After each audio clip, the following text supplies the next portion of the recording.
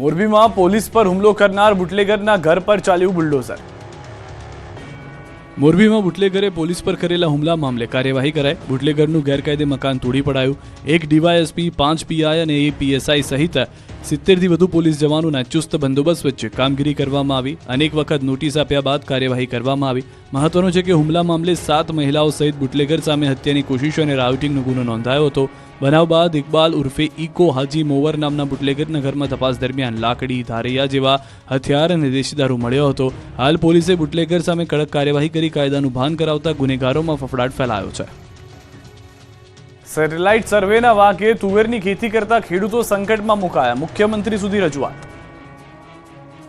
રાજ્યના ખેડૂતોને મોટો ફટકો પડ્યો છે, કારણ કે ટેકાના ભાવે તુવેર વેચવા માટે રજીસ્ટ્રેશન કરાવનારા 10,000 ખેડૂતોના રજીસ્ટ્રેશન રદ થતા ખળભળાટ મચી ગયો છે।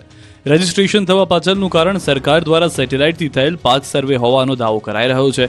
કિસાન સંઘે જણાવ્યું કે રજીસ્ટ્રેશન રદ થવા પાછળ સરકારે એવું જણાવ્યું છે કે સેટેલાઇટ પાક સર્વેમાં જે ખેડૂતના ખેતરમાં તુવેરનું વાવેતર નથી તેવા ખેડૂતોની નોંધણી રદ થઈ છે। આ તરફ કોંગ્રેસ કિસાન સેલના પ્રમુખ પાલ આંબલિયાએ પ્રહાર કરતા કહ્યું કે ધૂળ ચહેરા પર છે, પરંતુ સરકાર દર વર્ષે અરીસો સાફ કરવા જાય છે।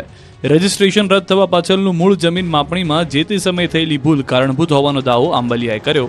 10,000થી વધુ ખેડૂતોનું રજીસ્ટ્રેશન રદ થતાં તેઓ પર પડતા પર પાટવું જેવો ઘાટ ઘડાયો। તુવેરની ખેતી કરતા ખેડૂતોનું કહેવું છે કે સરકારને ટેકાના ભાવ ખૂબ સારા છે। ખુલ્લી હરાજીમાં 1200થી 1300નો ભાવ આવે છે, જ્યારે સરકાર પણ સારા ભાવેથી ખરીદી કરી રહી છે। પરંતુ જે ખેડૂતોના રજીસ્ટ્રેશન રદ થયા છે તેઓમાં ભારોભાર નારાજગી જોવા મળી છે।